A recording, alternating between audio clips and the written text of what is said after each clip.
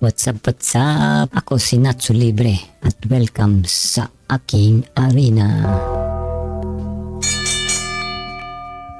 Binabati ko kayo ng Happy New Year at sanang ngayong taon tayo ay maging matagumpay.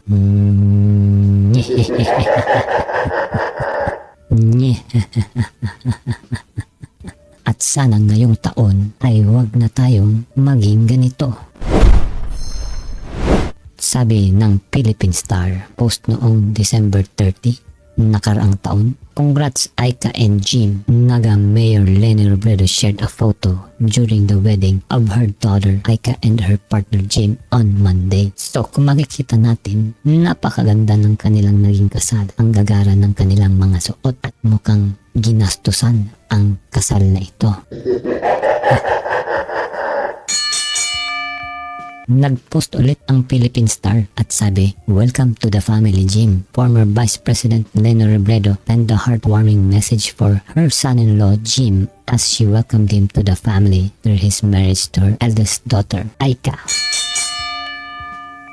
At makikita natin nito na napakagagara nga ng kanilang mga kasuotan at mukhang ginastusan ang kanilang kasal. Ang tanong ko ngayon ay, It's showtime! ano ang pakialam natin sa kanila?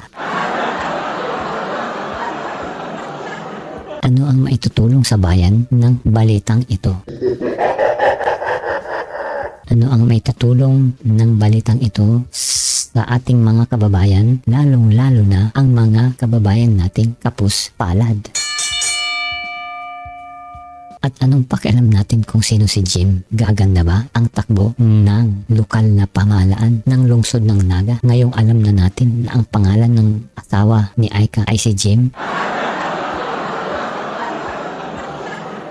Hindi naman, di ba? So ayun, ngayong 2026, wag na sana natin gawing celebrity ang mga politiko dahil ang mga politiko ay mga lingkod bayan. Sila ay hindi artista at wala tayong pakialam sa personal nilang pamumuhay.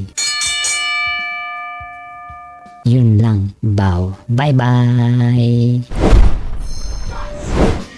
Chains can't free me, fighting in the shadows, vision never dreamy, not so deep, truth beneath the mask, standing in the